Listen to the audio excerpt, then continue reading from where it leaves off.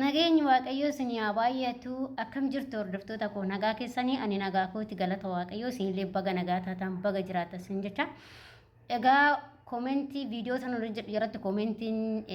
mucaa jalatti baay'inaan koomentii akkanaa kanas naa kennamee jira. Koomentiin kun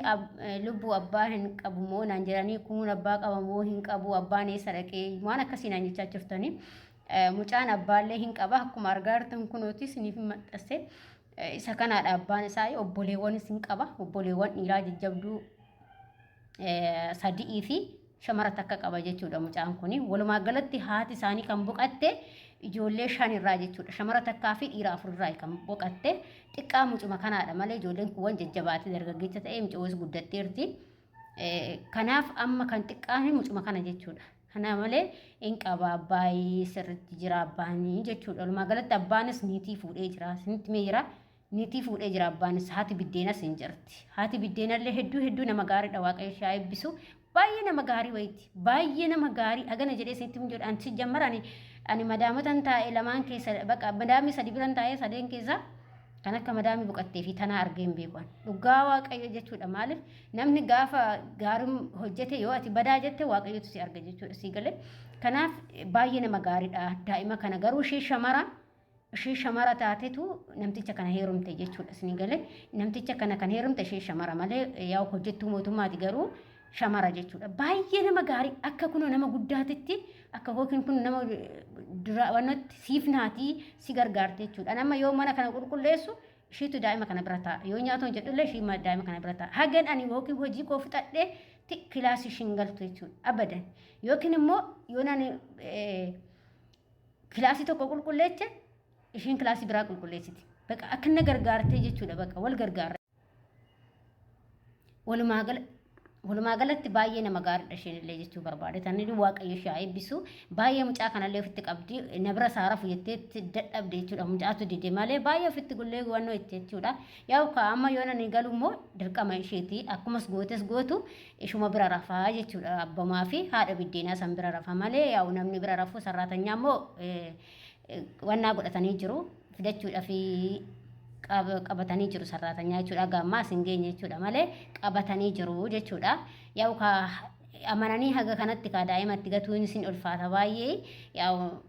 ana waan amala koo beekaniif malee sarraatanyaatti daa'ima gatanii hin deemanii hin beektan baay'inaan yookiin kaameraa wanta akkasii yoo jiraate malee baay'inaan jechuudha nama amanan jarri jechuudha na kanaaf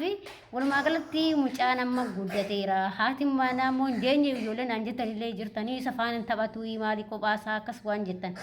daa'imti xiqqaan kan isuma kanaadha garuu haati sunis hin deenye haati biddeenaatu illee hin deenye sababii isaas ishiin hojjettuu mootummaati mucaan kun immoo kunuu tokkichi kunuuyyuu luka takkaan nama dhaaba hin beektan ijoolleen arabaa jechuudha baay'ee nama dhibaa isa dhiistee kana lama qabuun tokkicha kanaayyuu baay'ee ulfaatadha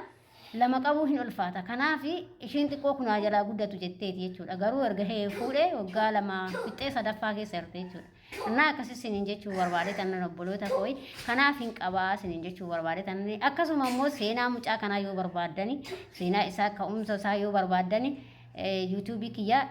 dhaqaatii laalati sabskraayibii godhaati dhaqaatii daawwadhaa achiina seenaa isaas dabarsaa jira akkasuma immoo chaanaala kiyyallee warri na jaalatan ijoollee na hordoftani dhaqaatii chaanaala kiyya qaroo miidiyaa jedhaati barreessati sinii baha akkasitti dhaqaatii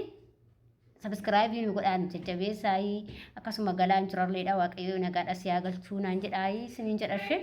siniin jaaladha siniin kabaja bare kanaaf obboleewwan koo hin qabaa jechuudha walumaa galatti hin qabaa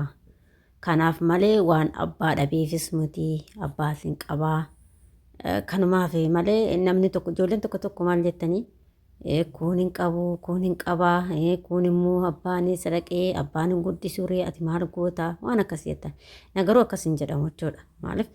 abbaan hoo jiraates ka abbaa fi kun garuma gara jechuudha abbaa fi dubartii fi dhiirri garuma gara waan ta'eef jechuudha kanaaf ijoollee baay'een gaafii akkasinitti ta'u isa kanaadha kanaaf gaafii akkasinitti hin taanedha kanaan viidiyoo kana gara naanillee isin hojjedhe jechuudha jechuun ijoollee baay'eetu waan akkasii na gaggaafachaa ture jechuudha asirratti illee kanaaf isinii hojjechaa jira jechuudha Kanaaf namni tokko gaafa gaarii hojjetu gaariin isaa sun ofumaaf malee namaaf miti jechuudha. Si galtee ofii keetiif gaarummaa hojjechuun isa kanaaf malee wanna biraa yookiin namni tokko damoosa malee hojjeteetii miti yookiin immoo na hajajuufi miti yookiin immoo warra san gammachiisuufi miti jechuudha. Maaliif jireenya keetiitti gammaduudha. Akkasuma waan hojjettu tokko immoo waan gaariitti hojjette wanti hojjette sunitti hin gammadda jechuudha. Poleetikoo hin gammadda waan hojjette sanitti qarshuma qofa ari'uu osoo hin taane waanuma addunyaa tanarraa wanta gaarii tokko yoo wali gaafa hojjettee dabartu baqa gammachuu itti qabdaa jechuudha. Qabeenya yoo ta'e qabeenyiif finnaas dhumas hin badas. Maaliif guyyaa guyyaadhaan argachaa jirta galata waaqayyoo hin argannas hin badas. Fakkeenyaaf amma ijoolleen waggaa 5 waggaa 6 waggaa 7 ta'anii qarshii warri maatiin jalaa balleessee yookiin immoo hiriyaa ofiitti balleessanii waan gargaraatiin hin jira akkasuma jechuudha. Garuu kasii argaan banne wanti ati waan gaarii addunyaa tanarraa hojjette